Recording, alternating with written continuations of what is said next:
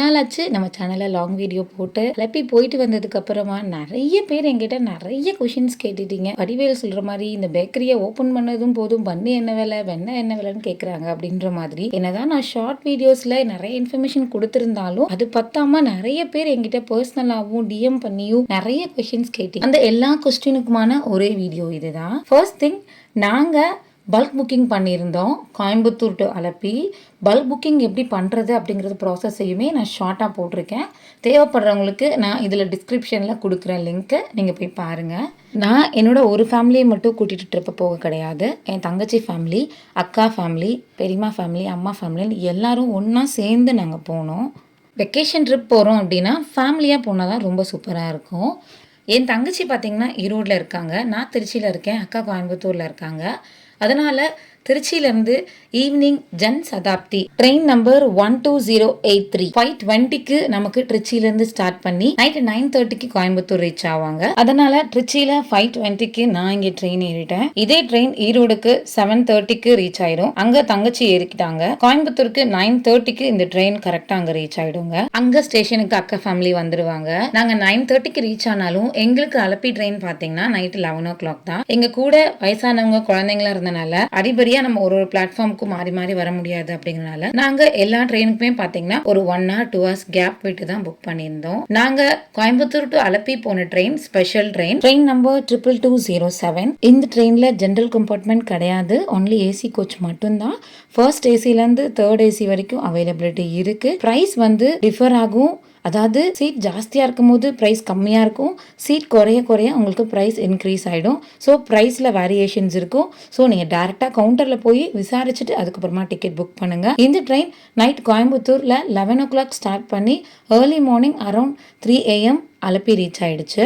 அடுத்ததான் return journey detail. அலப்பியில மத்தியானம் 3:20க்கு 22640 அப்படிங்கிற ட்ரெயின் ஸ்டார்ட் ஆகி நமக்கு கோயம்புத்தூருக்கு நைட் 9:30 இல்ல 9:45க்கு ட்ரெயின் ரீச் ஆயிடும். இந்த டைம்க்கு அப்புறமா நம்ம சவுத் சைடுக்கு வர ட்ரெயின் அவைலபிலிட்டி ரொம்ப கம்மி தான். சொல்ல போனோம்னா நமக்கு ட்ரெயினே கிடையாது. அதுக்கப்புறமா செம்மொழி எக்ஸ்பிரஸ், அதாவது 16616 அப்படிங்கிற ட்ரெயின் கோயம்புத்தூர்ல நைட்டு 12:30க்கு ஸ்டார்ட் பண்ணுவாங்க.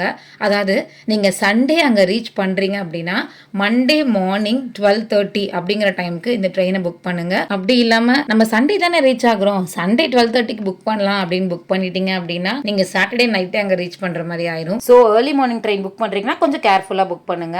அலப்பிலேருந்து அரௌண்ட் 10 o'clock அப்படிங்கும் போதே நீங்கள் பிளாட்ஃபார்மில் செட்டில் ஆகிடலாம். நமக்கு ட்ரெயின் 12:30க்கு தான். ஆனால் 11 o'clockலாம் செம்மொழி எக்ஸ்பிரஸை கொண்டு பிளாட்ஃபார்மில் போட்டுருவாங்க. ஸோ நீங்கள் அதில் ஏறி படுத்து தூங்கிடலாம். நீங்கள் டிக்கெட் புக் பண்ணும்போது அந்த கவுண்டரில் இருக்க பர்சன் கிட்ட தெளிவாகவே சொல்லுங்க. அப்படி இல்லை அப்படின்னா உங்கள் லிஸ்ட்டில் நீங்கள் பேரெல்லாம் எழுதி கொடுத்துருப்பீங்க இல்லையா, அங்கே குழந்தைங்க வயசானவங்க இருக்காங்க அப்படின்னா அவங்க நேமுக்கு கீழே எங்களுக்கு லோவர் பர்த் தான் வேணும் அப்படிங்கிறத தெளிவாக மென்ஷன் பண்ணி கொடுங்க. ஏன்னா நீங்கள் அப்படி மென்ஷன் பண்ணி கொடுக்கல அப்படின்னா அவங்க இஷ்டத்துக்கு எங்கேயாவது அப்பர் பர்த் மிடில் பர்த்னு போட்டுருவாங்க. ஸோ வயசானவங்க இதனால டிஃபிகல்ட்டிஸ் ஃபேஸ் பண்ணுவாங்க. அதே போல் எங்களுக்கு ஒரே கம்பார்ட்மெண்ட்டில் தான் டிக்கெட் எல்லாத்துக்கும் வேணும் அப்படிங்கிறதையும் தெளிவாக மென்ஷன் பண்ணிடுங்க. அதுக்கப்புறம் நீங்கள் ட்ராவல் பண்ணக்கூடிய அந்த ஜேர்னி டீட்டெயில்ஸை ரொம்ப கிளியராக நீங்கள் பல்க் புக்கிங் பண்ண போகிறீங்கன்னா அதில் ஒரு லிஸ்ட் அட்டாச் பண்ணுவீங்கல்ல, அந்த லிஸ்ட்டில் மென்ஷன் பண்ணுங்கள். ஸோ தட் புக் பண்ணுறவங்களுக்கு கொஞ்சம் ஈஸியாக இருக்கும். திரும்ப திரும்ப நம்மக்கிட்ட எந்த கொஸ்டினும் கேட்க மாட்டாங்க. அடுத்த விஷயம் என்ன அப்படின்னா, நீங்கள் டிக்கெட் புக் பண்ணுறதுக்கு காலையில் ஒரு 8 மணிலேருந்து 9:30க்குள்ளே அங்கே ரீச் ஆகிடுங்க. ஏன்னா அதுக்கப்புறம் நீங்கள் போனீங்கன்னா தக்கல் டிக்கெட் புக் பண்ணுறவங்களுக்கு தான் அவங்க ஃபர்ஸ்ட் ப்ரிஃபரன்ஸ் கொடுப்பாங்க, நமக்கு கொடுக்க மாட்டாங்க. அப்படி நீங்கள் போக முடியல அப்படின்னா ஆஃப்டர் 11:30க்கு மேலே போயிட்டு நீங்கள் டிக்கெட் புக் பண்ணிக்கோங்க. இல்லைனா தேவையில்லாமல் ரொம்ப நேரம் அங்கே நிற்கிற மாதிரி ஆகும். அதே மாதிரி இந்த சம்மரில் நீங்கள் ட்ரெயினில் ட்ராவல் பண்ணணும் டிசைட் பண்ணிட்டீங்க அப்படின்னா கண்டிப்பாக என்னோட ப்ரிஃபரன்ஸ் ஏசி கோச்சா தான் இருக்கும். ஏன் அப்படின்னா நம்ம ஏசி கோச் இல்லாம நார்மல் கோச்ல போகும்போது ட்ரெயின்ல வெக்க இன்னும் கொஞ்சம் ஜாஸ்தியா இருக்கும். இப்போ குழந்தைங்க சீக்கிரமாவே டயர்ட் ஆயிடுவாங்க. அந்த டயர்ட்ல ரொம்ப அன்கம்ஃபர்டபுளா ஃபீல் பண்ணுவாங்க. அவங்க ஃபீல் பண்றது மட்டும் இல்லாம நம்மளையும் சேர்த்து அன்கம்ஃபர்டபுள் ஆக்கி வச்சிருவாங்க. இது என்னோட பர்சனல் சஜஷன் தான். அப்படி இல்லாம நமக்கு ட்ரெயினுக்கு ரொம்ப செலவு பண்ண முடியல, நம்ம வந்து பட்ஜெட்ல தான் வெக்கேஷன் போறோம் அப்படின்னா நார்மல் கோச் புக் பண்ணிக்கோங்க. அதுக்கேற்ற மாதிரி விண்டோ சீட்டோ அந்த மாதிரி ப்ரிஃபர் பண்ணிக்கோங்க. வெக்கேஷன் போறதுன்னு டிசைட் பண்ணிட்டீங்க அப்படின்னா ஃபர்ஸ்ட் எடுத்தோடனே ட்ரெயின் டிக்கெட் அவைலபிலிட்டி இருக்கான்னு பாருங்க. அப்படி இல்லை அப்படின்னா அதை 1 month பிஃபோரே பார்த்து ட்ரெயின் டிக்கெட்டை ஃபர்ஸ்ட் புக் பண்ணிட்டு அங்க போய் தங்குறதுக்கெல்லாம் ரூம் எல்லாம் புக் பண்ணிட்டு அதுக்கப்புறமா குழந்தைங்கள்ட்ட இன்ஃபார்ம் பண்ணுங்க. என்னோட இந்த வீடியோ கண்டிப்பா உங்கள நீங்க வெக்கேஷன் போறீங்க அப்படின்னு பிளான் பண்றவங்களுக்கு யூஸ்ஃபுல்லா இருக்கும். இன்னும் நிறைய டீடைல்ஸ் நான் கொடுக்கறதுக்கு ரெடியா இருக்கேன். அதுக்கு முன்னாடி நீங்க என்னோட சேனலை சப்ஸ்கிரைப் பண்ணணும்.